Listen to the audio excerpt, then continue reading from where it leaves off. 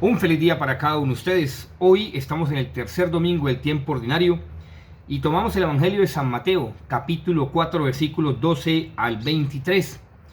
En especial vamos a tomar el versículo 17, en especial versículo 17b, en cuanto a que cuando uno toma el Evangelio de San Mateo, como bien sabemos, Mateo es el Evangelio de la razón, Lucas de la misericordia, Marcos de la justicia y San Juan el Evangelio metafísico, o sea, el Evangelio más elevado que se encuentra.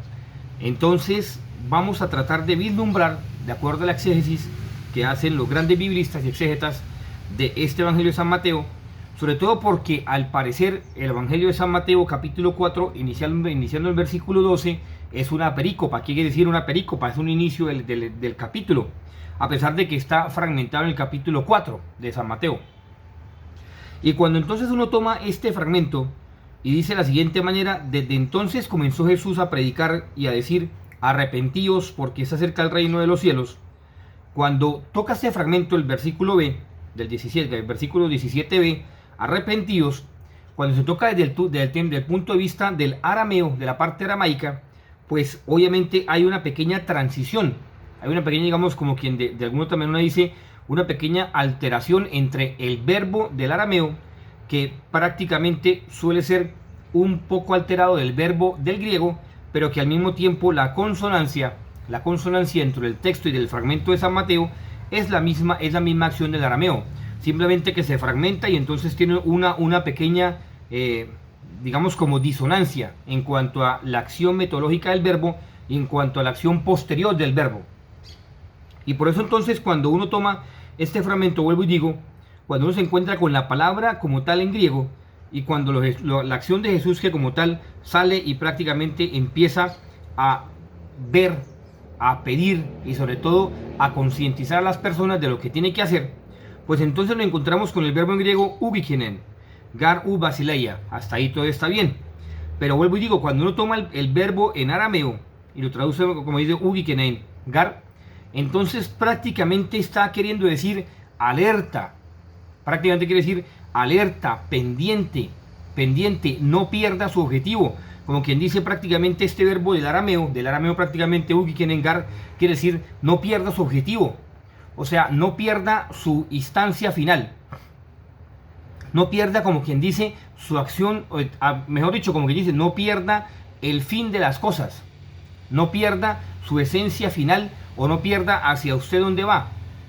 Prácticamente, algo muy resumido quiere decir, no pierda usted de vista su final, no pierda usted de vista hacia dónde va usted. Y por eso entonces los grandes exégetas, inclusive aquí va un gran exégeta, obviamente de la Edad Media y de los primeros siglos también de la Iglesia Católica, Ugikencar, entonces prácticamente está queriendo decir que cuando usted no pierda de vista, y si usted no pierde de vista eso, entonces es porque está siempre usted vigilante, alerta y sobre todo en un cambio constante para lograr llegar al fin. Quiere decir que este no es su fin. Quiere decir que esta vida no es el fin. El fin es lo que viene después de la vida. Entonces, por eso Ugikencar en arameo está queriendo decir prácticamente entonces, pilas, no pierda su objetivo. No pierda usted el movimiento constante de su vida en cuanto a que usted debe cambiar aquello que no le permite llegar hasta ese fin.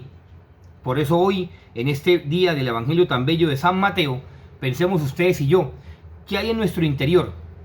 ¿Qué hay en cada una de nuestras vidas y de nuestras almas? Sobre todo vicios, pecados, cosas aberrantes, podría llamarse hasta de pronto, ¿sí? Cosas que desagradan a Dios totalmente, que están en nosotros y que ustedes y yo no hemos cambiado, que ustedes y yo no hemos propuesto y tampoco hemos puesto en nuestra parte para cambiar esas malas actitudes, esos vicios, esos defectos que no permiten, como dice el texto en griego y también en arameo, ugikencar, no permiten vislumbrar el fin y sobre todo no permiten estar en un cambio constante para lograr el fin. Por eso ustedes y yo pensemos hoy, aquí, a través de la luz, bajo el manto de la Virgencita María, Reina de la Paz, pensemos a través de ella, ¿qué nos falta por cambiar? ¿Cuáles son esos vicios que se repiten? ¿Cuáles son esos pecados que se repiten? ¿Cuáles son esas malas actitudes que ustedes y yo tenemos en nuestras vidas que no nos permiten entonces alcanzar ese fin? ¿Y cuál es el fin? Pues la vida eterna, no hay más, como dice en arameo, Uigengar. O sea, el fin es la vida eterna, es un cambio constante, que ese cambio va a terminar en un fin. Es un cambio constante que usted tiene que hacer para lograr el fin. Un cambio constante. Por eso los grandes padres del desierto, y también obviamente los grandes patriarcas, obviamente del Antiguo Testamento y del Nuevo Testamento, los grandes padres del desierto, los grandes doctores y padres de la iglesia, siempre, sobre todo en especial también San Agustín, escribe mucho al respecto del examen de conciencia que usted tiene que hacer todas las noches antes de irse a dormir.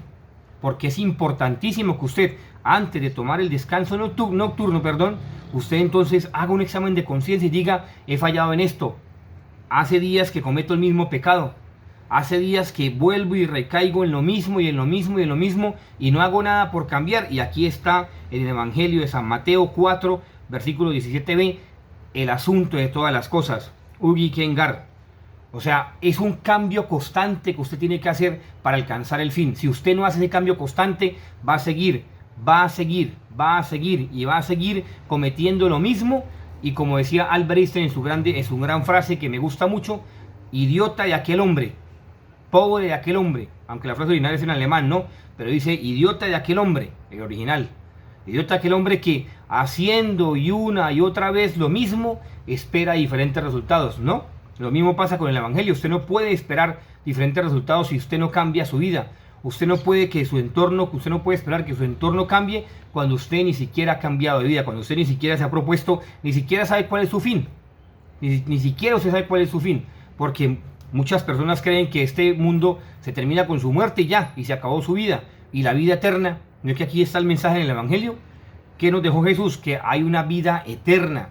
Y muchas personas han podido experimentar después de la muerte esa vida eterna, que Dios les ha permitido venir, experimentar esa muerte biológica para entrar en la vida eterna, y aún después de esa muerte clínica, volver a vivir nuestra vida biológica, para entonces darnos a entender que hay una vida después de esta vida.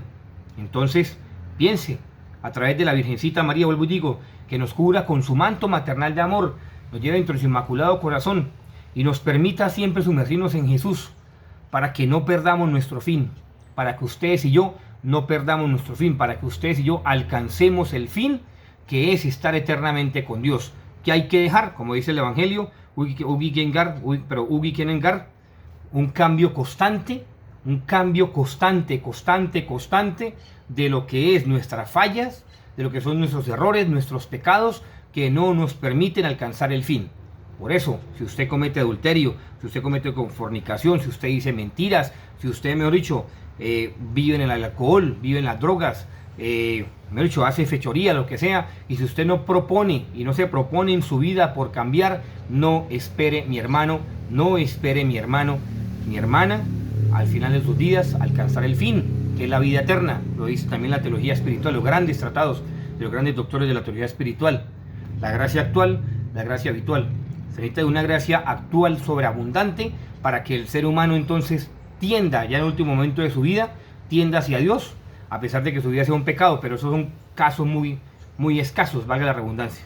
Dios, la Santísima Virgen María y San José les bendigan. Hoy indispensable Santo Rosario, visita al Santísimo, horas de caridad y confesión. No se les olvide, piense, medite usted, meditemos cada uno de nosotros, meditemos cuáles son nuestros pecados, nuestros vicios que se repiten,